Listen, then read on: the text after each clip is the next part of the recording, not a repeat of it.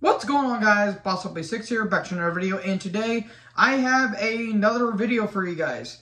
This time, instead of just doing a reviewer response, I'm going to try to do a trend this time, and I'm going to be talking about the top 10 horror-themed metal albums. Now, last time I did a review response to It's Mr. Scott and Thrashmaniac99 when they did the 10 horror-themed metal songs. This time I want to take it a step further and do the top 10 metal-themed albums. Or horror-themed metal albums, my apologies. Now, this one was kind of an interesting one to do. I kind of broke it up into a couple, different categories and didn't go for just straightforward heavy metal albums. I got some different kinds of genres as well, but before I get into this video, I hope this does get a little bit of a trend. Maybe it's Mr. Scott or Thrashmaniac99 might watch this video, or hell, maybe one of you guys might be able to do it, and not just those two. I really want to see what you guys think. Hell, Horror Master 18, Ricky, if you're watching this, let's see what albums you might have if you happen to watch this. But before I get into my list, and by the way, it's not a ranking, it's just 10 metal albums that have horror themes to them. Whether we're talking about like a horror movie or have like the atmosphere or talking about the horrors of life, whatever it may be, let me get into my honorable mentions real quick. I have three honorable mentions. The first one I want to talk about is two albums by a particular individual, Alice Cooper with Brutal Planet and Dragontown. Brutal Planet was released in 2000 and Dragontown was a follow-up in 2001. This is one Alice experimented with the, Alice, I'm sorry. This is one he experimented with groove metal, industrial, kind of a bit of a new metalish kind of feel, and holy good God. Brutal Planet may be Alice's best album, and Dragontown ain't that far behind. I think that album is pretty damn good too. And, well, what's it talk about? It talks about reality. And sometimes reality is the most terrifying thing in the world. That or it's Alex Jones fanfare. You take your pick. But I digress. This thing is absolutely just masterful. I think it's great. I think it's some of Alice's best work. And Dragontown, really solid follow-up. I think it's a little bit weaker than Brutal Planet because I think Brutal Planet is a little more just heavier. But goddamn, both of those albums are just absolutely phenomenal. And there's another band that went to industrial that I'll talk about here in a little bit. And I'm not a big industrial metal guy myself. I think that it's not my cup of tea. There's a couple industrial metal bands I like Ministry and Fear Factory. But other bands like Filter and especially the overrated Nine Inch Nails, fuck you Trent Reznor by the way, I don't get those bands and I will never get them. But anyways, yeah, those two albums by Alice are really, really, really good. Next up, I have Portal. Which album? I could have went with all of them because sweet Jesus Christ are those albums terrifying. Oh my God, and their costumes, oh, those are straight out of a horror movie. Like, no ifs, ands, or buts about it. But the one I went with was the one I reviewed last year, which was Avow and Never Again. Never Again. If you guys want to know my full thoughts, go watch the review on my channel because, oh my God, I'm never going to sleep the same again. It's avant-garde black and death metal, I guess you could say, because it's got the black metal atmosphere, but it's got the death metal style to it. But I think it's more avant-garde in all honesty. Yeah, Never Again. Never, never, never again. And the third one, kinda, was Slipknot's Iowa. Now, this one's a bit stretching it a bit, but I think I wouldn't put it on the list in all honesty. I wouldn't put it in honorable mentions because I was thinking about it because there were some really haunting tracks, especially the interlude, the beginning intro 515, which is basically just weird static noise and Sid just screaming and crying, which is haunting and sad because his grandfather passed and they just let him have the microphone and he's just bawling. bawling his eyes out, which is really daunting. But you got other creepy tracks like the title track, which again, why is that 15 minutes? I don't understand. You have like the more aggressive tracks like Metabolic and the Doom-Laden Gently. Like, that is one of the most terrifying things they've ever done. And Skin Ticket's another one. But you also have more of the upbeat ones like the Heretic Anthem, My Plague, and People Equal Shit, and New Abortion. Yeah, kind of stretching it just a little bit. So I kind of left it off the honorable mentions because it was a bit stretchy. But without further ado, it took me a little bit longer. It took me like 6 minutes just to get to the actual list. So without wasting time, let's talk about the first album I have on my list. The one that started it all, folks, Black Sabbath's self-titled album. When 1970 came around, no one was prepared for this album. No one expected an album this terrifying and this heavy. Like, this was like an alternate universe. You could say however you feel about it. It's the game changer. The one that started it all. The one that, you know, changed the history of music forever. In my opinion, it's the most influential album of all time because... well, at least metal album of all time. Influential album of all time, you could say that. I will go far as to say that, but it's the most influential metal album of all time because, again, 1970, nothing was like this. You got the creepy-ass artwork with a woman just staring into your eyes. You have these weird song structures, and you have Ozzy's voice just crooning.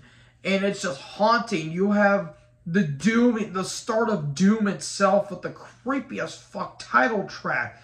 Sleeping Village, Behind the Wall of Sleep, Warning, NIB, just classic songs just brooding from this band. The bass work by Geezer Butler is phenomenal. Bill Ward's drumming just beating the shit out of the skins like it owns some money. I love this album. It's not my favorite Sabbath album. It'll be somewhere top 10, but this, in my opinion, changed the history of music forever. And you won't change my opinion. You won't make me change. Next up, we're going to go all the way to Denmark now with Merciful Fate. And the album I went with was Melissa. Now, you could have said Don't Break the Oath, but I think this has a little more atmosphere than Don't Break the Oath. Don't get me wrong, Don't Break the Oath, phenomenal album. Maybe my favorite Merciful Fate album if I manage to do a retrospective. But I went with this one because you can really hear the influence of the black metal here. And yeah, I could have probably went with Black Metal by Venom, but I have two black metal albums I have on my list. And that's a little more of an upbeat track in all honesty. But this one really went out with all the songs. Like you have Evil, the title track, Black Funeral, Curse of the Pharaohs, Satan's Fall. Just great shit from King. And a phenomenal musicianship all around. Great stuff. I can't stop praising this album well enough. Recommended. Speaking of King, let's go to his solo work, and the album I went with was Abigail. I already talked about the title track and the horror-themed metal songs. This is the one that I think is King Diamond's best work. This may be my favorite album by him. It's either this or them. I can't pick which. It's hard to pick which one because I love those albums. The theme, I love the story going into it. Just King's voice and the scream. That scream he does on the title track, which is the highest scream he's ever done on an album. I'm not talking about the, I think it was a demo or an EP, the Corpse Without a Soul demo in '82, where it sounds like just a blood curdling scream, where it's haunting to say the least. And yeah, I'll just say haunting. It's gonna be mentioned a lot on this album, But yeah, just love the stuff. The drum work by Mikkey Dee. What else can I say about the man that hasn't already been said? Emil LaRock, one of the best guitarists of all time. And yeah, I love this album. The song structures, the songwriting, it's just horror metal masterwork. Okay. Mr. Scott, you won't like this. You won't like this pick because you don't like this particular band or this particular individual. And this is the most obscure one I have on my list. I have KFD by Wasp, which means Kill Fuck Die. Now, like I said with Alice Cooper, this is when Wasp went into the industrial metal. Went industrial. Because industrial at the time was really, really, really big. You had stinkers, don't get me wrong. Generation Swine or Black Acid Evil, anyone? Yeah, that's what I thought. Wasp, however, took the industrial metal, subgenre and made it their own. This is Wasp, but a little more raw. And no, that's not a pun by any stretch of the imagination, because the tour and what Blackie did was fucking insane for what he did. It was the ultimate middle finger to Marilyn Manson too, by the way. Because, my God, just look at the shit he did. It's honestly astounding he got away with the shit that he did. And this may be one of my top 5 favorite Wasp albums, because this album is fucking intense from start to finish. The title track, let's see, what was another song? Wicked Love. But the ending, the horror, one of the most terrifying songs I've ever heard, because it is fucking intense from start to finish. Like, it's doom-laden, it's creepy as hell, and it feels like you're being watched. Like, I feel like the watch whatever I'm doing, because it is terrifying from start to finish, because it's, oh my God, the atmosphere. And the way that Blackie is just crooning, honestly. And you have other tracks. I'm trying to remember off the top of my head, but I'm kind of forgetting about, in all honesty, because I remember listening to the album for the first time, and I'm just like, holy shit, they actually did that. And that album artwork is weird as hell. Take the Addiction, My Tortured Eyes, Kill Your Pretty Face, Fetus, that's another one. Just, oh my God. I know I had to look up the songs, but I don't give 10 shits. And it's weird coming from what they were, but Still Not Black Enough, which was kind of a Blackie Lawless solo turned band album, which was kind of weird, and they did it before with the Crimson Idol. And it's kind of a concept in some ways, because it talks about relationships and all that stuff, which is fucked up if you think about it. But yeah, I mean, what can I say about KFD that hasn't been said yet? I think it's one of Wasp's best albums. Now, this next one, we're going to go to power metal. Now, power metal in a horror-themed metal album. Well, the one I went with is 2 albums. This is my only tie I have on this list. From the same band, I have Iced Earth with Burnt Offerings and Horror Show from 1995 and from 2001, respectively. Now, I mainly put Burnt Offerings on this one, but looking back on it, well, you can't talk about horror without talking about some classic horror creatures and Horror Show. Now, Burnt Offerings, the best Iced Earth album, in my personal opinion. It's my favorite, and it's their heaviest. It's more thrashy, and it's more just absolutely just brutal in some ways, because the title track, The Pure Spirit, A Creator Failure, you have Brainwash, Diary, Last December, and you have the epic Dante's Inferno, which is the best Iced Earth song, by the way. Just, Matt Barlow just fucking owns on that album. And we get from his one on the first album he's ever done to the one that was his last one for a little bit, until he got onto the Something Wicked Part 2 Crucible Man album in 2008, which I'm not really fond of, by the way. But Horror Show, I mean, it talks about a lot of horror creatures. You have Frankenstein, Dracula, the Phantom Opera Ghost, you have Jekyll and Hyde, the Mummy, and just so many great stuff. Wolf, Jack the Ripper, just so many great songs, or werewolves, I guess you could say. But I mean, from top to bottom, Wolf, Jack, Jekyll and Hyde, Dragon's Child. They talk about Dracula as well. The Phantom Opera Ghost is one of my favorites.